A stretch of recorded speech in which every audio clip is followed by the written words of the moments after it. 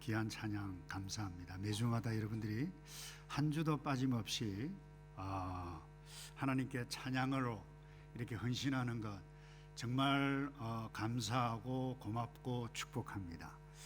여러분들이 정성껏 준비해서 이 드리는 찬양은 사실 예배에 참석하고 있는 우리 성도들의 깃전에도 들리지만 영원하신 주님의 깃전에 매주 들릴 뿐만 아니라 그게 영원히 쌓여진다라고 하는 것을 여러분 잊지 않기를 바랍니다. 여러분, 세례 요한이 나는 광야에서 외치는 소리다 그랬어요. 여러분, 소리는 한번 딱 지르고 나면 사라져요. 근데 여러분, 세례 요한의 메시지는 영원히 존재했었습니다. 그것처럼 여러분들이 매일 드리는 이 찬양, 조금 전에 아주 아름다운 찬양, 우리가 기쁨으로 주님을 찬양하고 또 주의 말씀이 선포될 때에 감동이 되어지고 하나님의 말씀과 사랑을 전하겠다, 우리 찬양하리라, 끝났잖아요. 사라졌어요. 그러나 이 찬양의 메시지와 찬양에 여러분들이 올려드렸던 이 찬양의 정성이 여러분 하나님께 영원히 쌓여졌다라고 하는 부분들을 놓치지 않기를 바랍니다. 그래서 여러분이 찬양처럼 찬양으로 봉사하고 우리가 순간순간마다 봉사해가는 다양한 모습으로 봉사하는 이 일들만큼 복된 일이 없을 것입니다. 여러분, 매 순간 우리는 어떻게 보면 나 자신의 삶의 역사 흔적들을 써내려가고 있죠. 근데 역사는 반드시 평가를 받습니다. 이 평가는 비방도 받고 때로는 좋은 평가도 받을 수가 있어요. 오늘 본문에 향유 옥합을 깨뜨린 여인, 참 생애 최고의 헌신을 냈습니다마는 비방받았어요. 그런데 예수님께서 칭찬하셨어요. 근데 어느 곳에 있든지 복음이 전파되는 곳에 이 여인의 아름다운 헌신이 기념될 것이다. 그래서 저는 이 여인의 헌신 한번 따라서 할까요? 영원한 칭찬. 그래서 예수님께서 이 여인에게 주셨던 이 칭찬은 여러분 오늘 지금도 우리가 기억되어지고 이미 천국에서도 소문이 다 났을 것입니다. 우리가 앞으로 와서 새하늘과 새 땅에 가는 그 순간에도 여러분 이 여인을 만나고 기억되어질 것인데, 근데 여러분 이렇게 귀한 헌신을 하고도 이 여인은 비방을, 책망을, 화를 들었어요. 근데 중요한 것은 예수님께서 칭찬하셨어요. 제 선배가 한 말이 기억이 나요. 사람의 칭찬이 하나님의 칭찬이 아닐진데 그것 너무 그리 좋아할 필요 없고, 사람의 비방이 책망이 하나님의 비방 책망이 아닐진데 그것 너무 그리 좌절 실망할 필요 없다 그랬어요. 여러분, 우리가 만약에 사람에게는 박수를 받는데 하나님에게, 여러분 우리 주님께 인정받지 못한다, 그거 정말 안타까운 일이죠. 오늘 이 여인은 사람에게는 비방을 받았습니다마는 여러분 예수님께로부터 칭찬을 받았어요. 그래서 이 칭찬은 영원하신 주님께서 칭찬하셨기 때문에 제가 영원한 칭찬이라 그랬어요. 그래서 저는 오늘 여러분들이 여기 계시는 모든 분들이 여러분 이 영원하신 이 예수님께 칭찬을 받아 여러분 주님 앞에 설 때에 귀한 상급을 받는 저와 여러분 되기를 주님의 이름으로 축복합니다. 그래서 어떻게 이 칭찬을 받았을까? 영원한 칭찬을 받았을까? 여러분 이 여인은 주님의 장래 죽음을 준비한 헌신이었다라고 하는 것을 보게 돼요. 오늘 8절에 보면 이런 말씀이 있죠. 저가 힘을 다하여 내 몸에 향유를 부어 내 장사를 미리 준비하였느니라. 장례식을 미리 준비했다는 거예요. 여러분, 이 예수님께로부터 칭찬받았던 결정적인 이유가 바로 여기에 있습니다. 엄청난 비싼 향유를 깨트려서 발에 부었기 때문이 아니라, 여러분 칭찬을 받았던 결정적인 이유가 뭔가 하면 예수님의 장례를 위해서 미리 준비하였다. 근데 여러분 예수님의 이 죽음이 어떤 죽음이에요? 보통 죽음이 아니에요. 속죄의 죽음이에요. 이 죽음 때문에 모든 사람들을 살리는 그와 같은 죽음이에요. 그래서 모든 인생의 죄를 속죄하는 메시아적인 죽음. 그런데 이 여인이 향유를 부었어요. 향유를 부은 이것이 뭐예요? 그것을 이미 준비하였느니라, 그렇게 인정하신 것이죠. 이 엄청난 칭찬이죠. 그래서 단순한 어떤 그 사랑의 감사의 표현으로 주님께서 생각하지 않으셨다는 것입니다. 이 여인의 헌신이 예수님의 구속 사역을 드러내는 그런 아름다운 일이 되었기 때문에 예수님께 칭찬하셨다는 거예요. 저는 우리 교회 찬양대원 여러분이 찬양이 주님의 죽음과 구원을 선포해가는 이 수준에 머물기를 되어지지 아니하면 영원한 칭찬을 받을 수 없다라고 하는 사실을. 그래서 여러분, 우리가 찬양을 하든 무엇을 하든 우리의 모든 봉사는 이 주님의 속죄의 죽음, 이 메시아의 죽음, 그분의 구원이 드러나지 아니하면 여러분 의미가 없다라고 하는 부분. 그래서 여러분 이것만큼 더 중요한 것이 없다라고 하는 부분이에요. 그래서 여러분이 매주일 찬양할 때마다 주께서 나의 못난 죄를, 못난 허물을 사해 주셨습니다. 그리고 주께서 나의 허물을 덮어 주셨습니다. 주님 고맙습니다. 감사합니다. 오늘 찬양했던 것처럼. 그래서 여러분의 그 찬양이 예수 그리스도의 구원이 드러나게 되실 때에 모든 사람에게 여러분 예수 그리스도의 구원이 임해가는 놀라운 복이 있을 때에 영원한 칭찬을 받을 수 있으리라 확신합니다. 그래서 여러분 교회 내의 모든 봉사는 이 주님의 구원이 드러나야 돼요. 찬양뿐만 아닙니다. 모든 봉사가 마찬가지예요. 그때에 어떤 일이 일어난 줄 아세요? 나에게 위로가 있고 너에게 위로가 있고 나에게 기쁨이 일어난다라고 하는 부분입니다. 그리고 위로가 있어요. 기쁨이 넘쳐요. 여러분 우리가 몇 년 전에 2년 전인가 3년 전인가요? 우리 하이델베르그 문답을 공부를 했는데 제 1문에 이런 질문이 있어요. 질문이 뭡니까?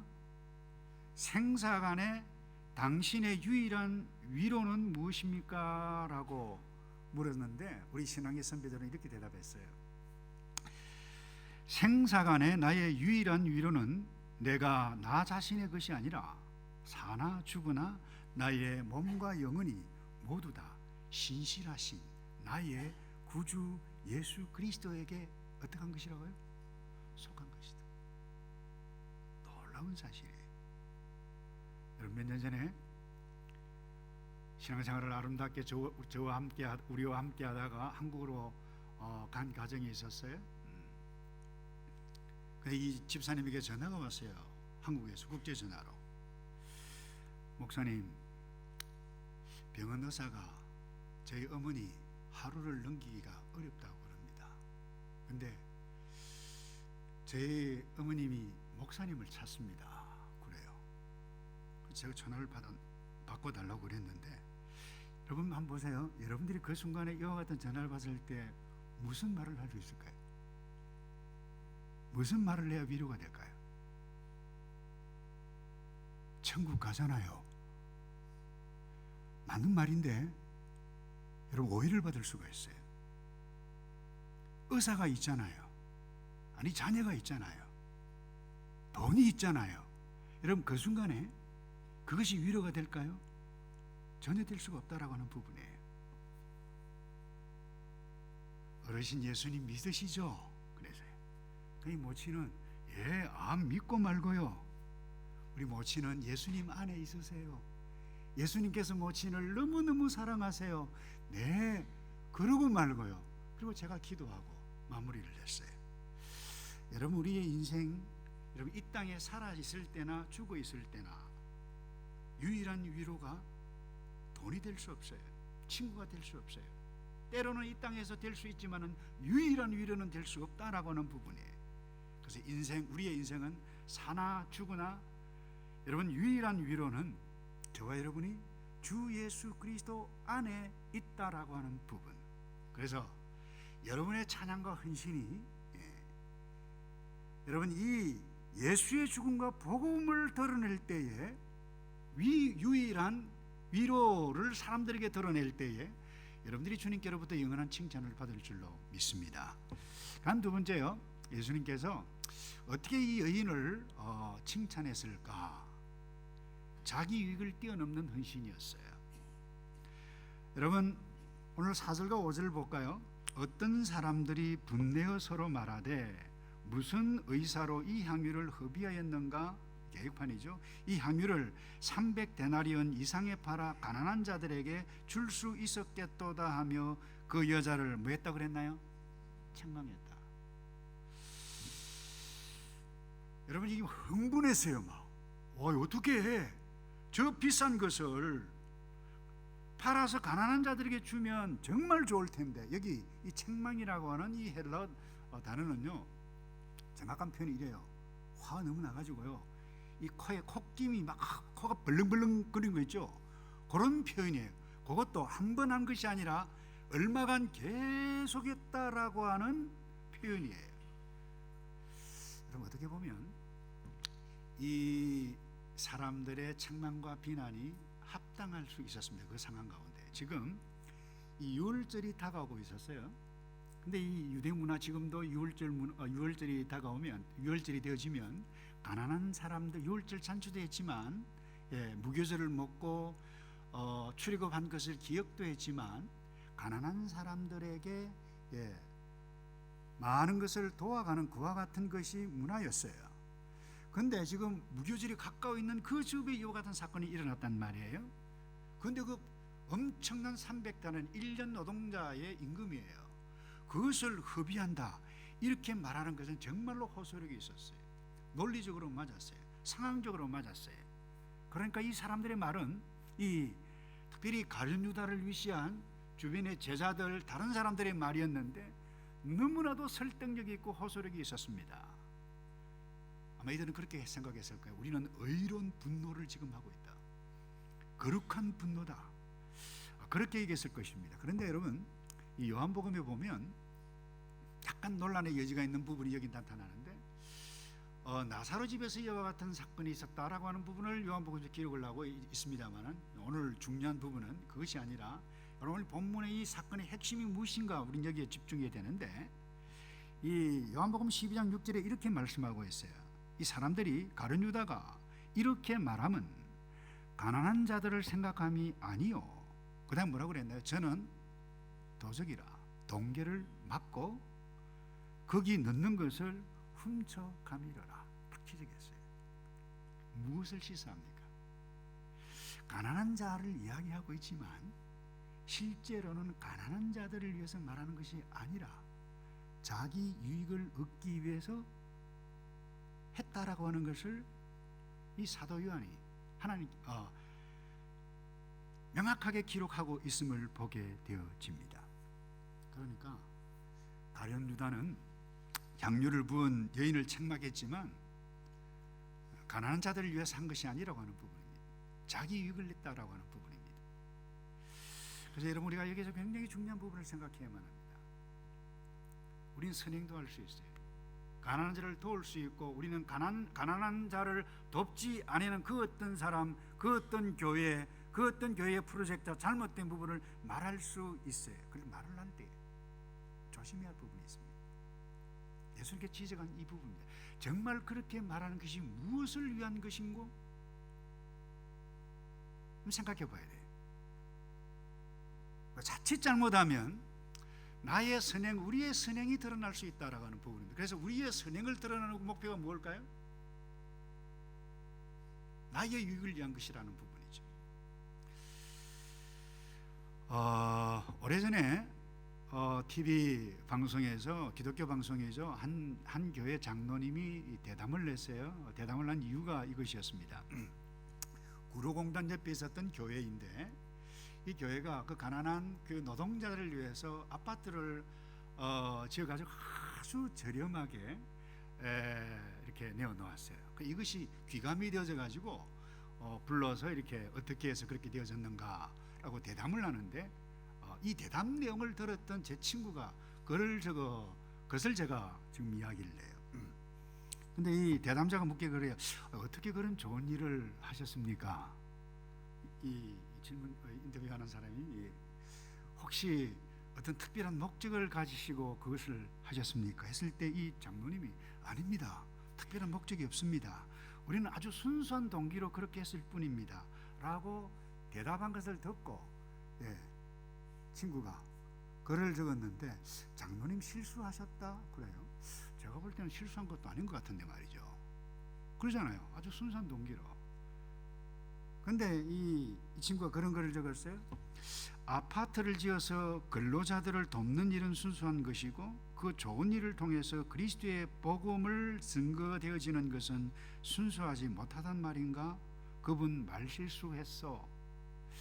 제가 그걸 읽고 볼 때 내가 볼 때는 큰 잘못이 아닌 것 같은데 라고 생각하면서 곰곰이 생각해 보니까 이 친구 말이 맞겠다라고 생각을 했어요. 그러면 그 선행을 무엇을 위해서 했다는 것입니까? 교회가. 아니 사람들이 선행을 무엇을 위해서 합니까?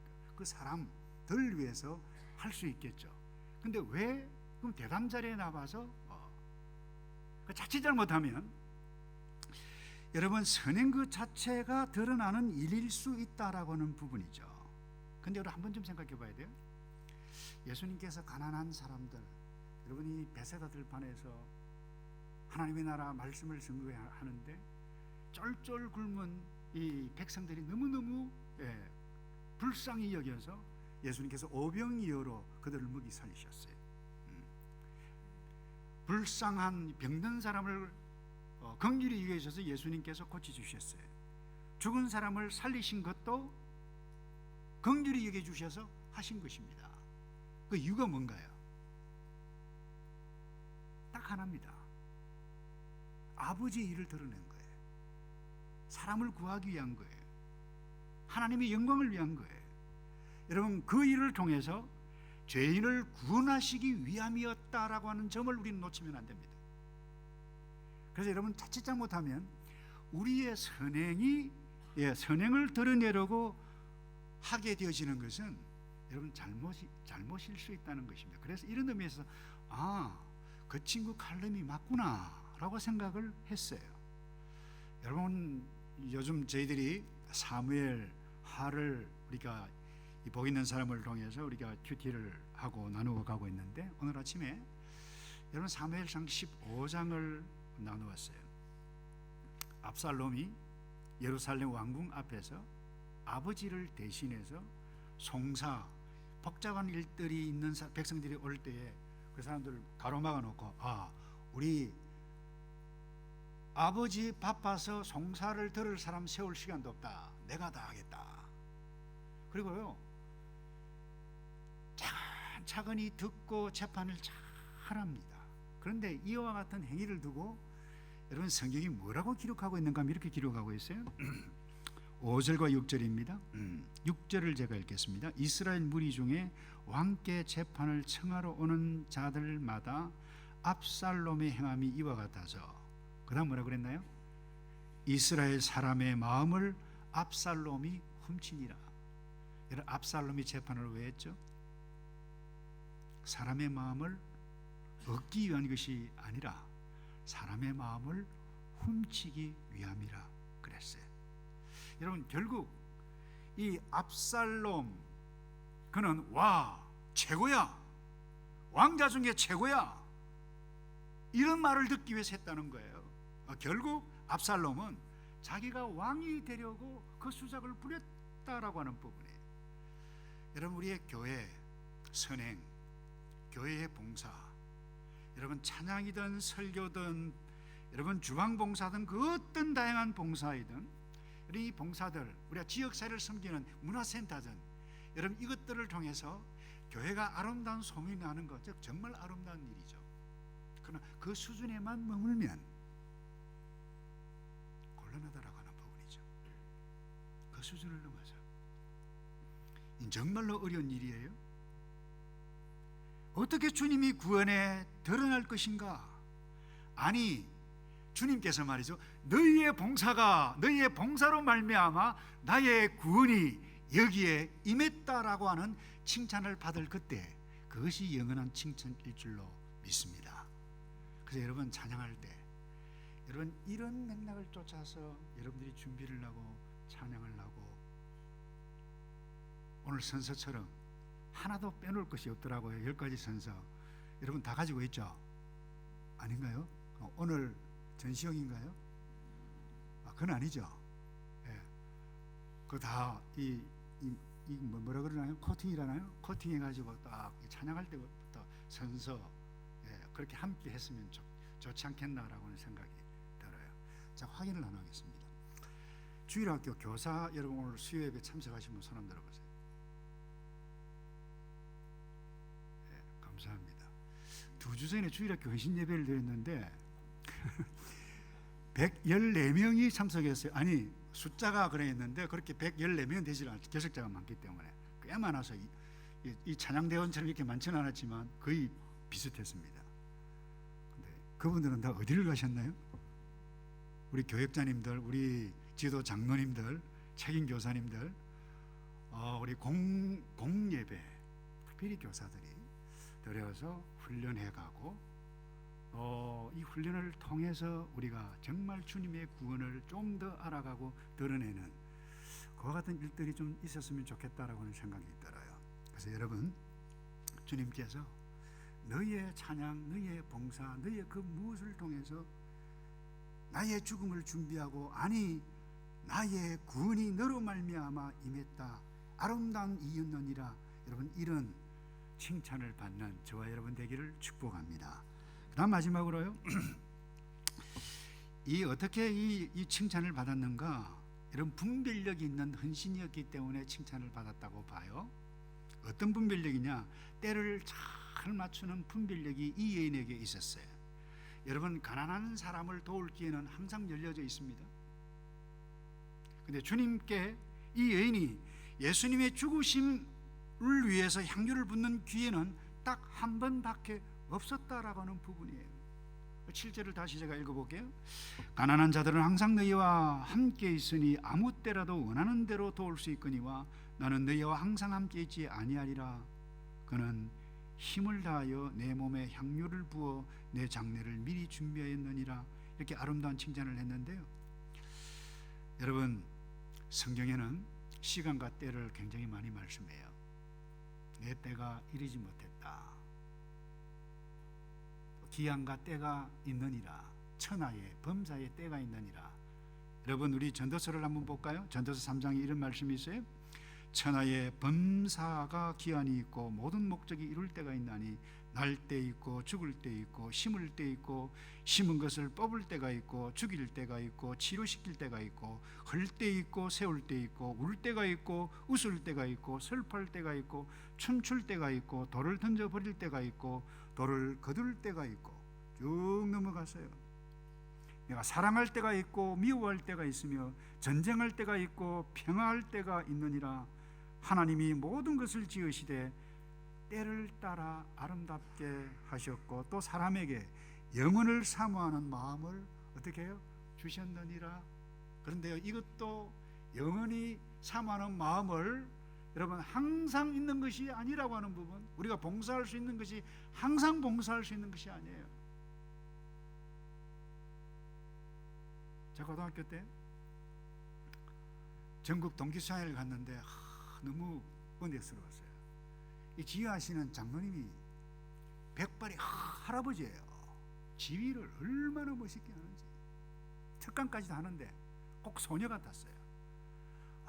저렇게 넓게까지 저렇게 참 귀하게 봉사를 하시는구나. 참 우리가 저렇게 참 곱게 늙었으면 좋겠다, 이런 생각이 들었어요. 근데 그분이 영원히 섬기실 수가 없습니다. 여러분이 영원히 찬양대원이 될 수가 없어요. 때가 있습니다. 나이가 너무 들었는데 내가 봉사하겠습니다 그러면요, 이 젊은 분들이 좀 참으시죠. 참으시죠. 그래요. 아주 점잖게 거절을 당할 수 있습니다. 때가 항상 있는 것은 아닙니다. 남편이 항상 있는 것 아니에요. 아내가 항상 있는 것 아니에요. 섬길 기회가 항상 있는 것이 아니라고 하는 부분입니다. 때가 있어요. 그래서 기회를 살아, 세월을 아끼라, 이런 말씀이 있잖아요. 여러분, 봉사할 때가 오면 놓치지 말고 여러분 기쁜 마음으로 이것이 주의 일이다 싶으면 올인하시는 저와 여러분 되기를 축복합니다. 그리고요, 이제 마지막으로 여러분, 이 어떤 분별력을 가지고 있었냐? 헌신할 때 오는 시련을 극복해가는 분별력이 이 여인에게 있었어요. 사람들에게 말을 많이 들었어요. 듣지 말아야 할 말이에요. 야, 이 비싼 것을 어떻게 허비해?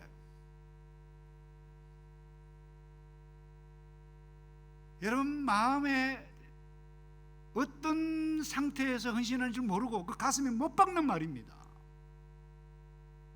근데 왜 그와 같은 말을 들었죠? 이유는 딱 하나입니다.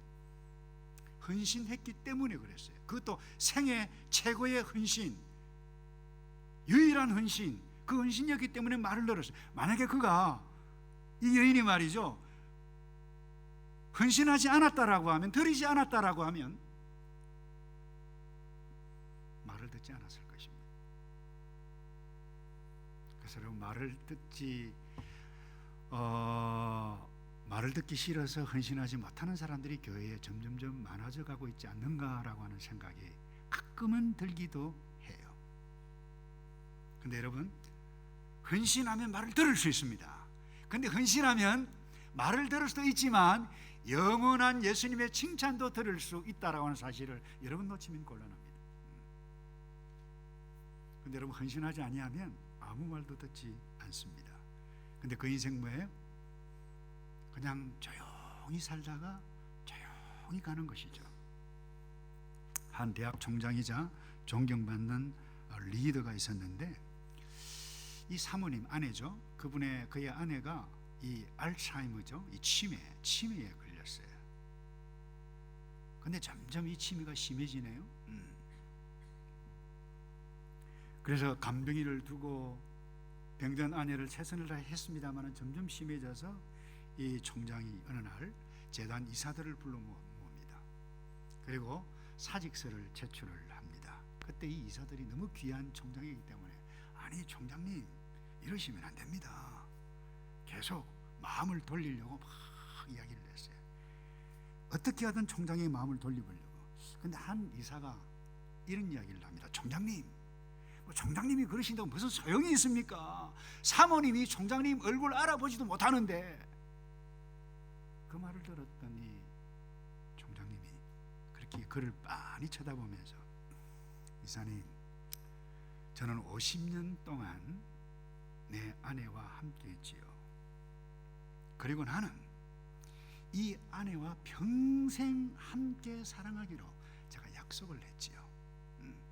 아내는 저를 몰라봐도 저는 아내를 똑똑히 알아봅니다. 이사들이 입을 다물 수밖에 없었어요. 사랑하는 성도 여러분, 우리가 이 주님을 섬기는 일이 세상 사람들이, 어떤 사람들이 볼 때는 정말 어리석게 보일지도 모릅니다. 그러나 그분의 사랑을 알고 그분의 사랑을 받고 그분을 아는 사람은 세상 사람들의 말에 개의치 않고 헌신하는 자인 줄로 믿습니다. 사랑하는 성도 여러분, 주님은 우리에게 생명 주셨고 시간 주셨고 물질 주셨고 재능까지 주셨어요. 그런데 중요한 것이 또 하나 있습니다. 그것으로 우리가 그분을 섬기려고 할 때 지독하게 싫어하는 존재가 있어요. 사탄이에요. 유혹해요. 말을 합니다. 못하게 합니다. 여러분, 성도는 잠들어도 사탄은 결코 잠드는 법이 없습니다. 유혹합니다. 그래서 우리는 주님만을 쳐다보지 아니하면 그 시련을 극복할 수가 없어요. 그런데 이 여인은 그 온갖 말을 다 듣고 뭐예요? 오직 주께서 나에게 베풀으신 은혜에만 집중했어요. 부었어요. 눈물을 흘렸어요. 여러분, 헌신하는 사람은 비방도 듣고 말도 듣지만 칭찬도 들을 수 있습니다. 그래서 9절을 제가 읽습니다. 내가 진실로 너에게 이르노니 온 천하에 어디서든지 복음이 전파되는 곳에는 이 여자의 행한 일도 말하여 저를 기념하리라 하시니라. 이 여인의 헌신, 저와 여러분의 헌신이 되기를 주님의 이름으로 축복합니다. 주께서 우리를 부르셨어요. 우리를 일꾼 삼아 주셨어요. 여러분, 때로는 말을 들을지라도 이 주님을, 나를 향한 주님의 사랑이 너무 크기에 여러분, 주님의 사랑을 올려드리는 많은 사람들에게 증거해가는 저와 여러분 되기를 주님의 이름으로 축복합니다. 우리 다 같이 한 목소리로 한번 좀 기도하죠. 주님, 나를 일꾼 삼으신 것 감사합니다. 찬양대원으로 써주신 것 감사합니다. 교사로 써주신 것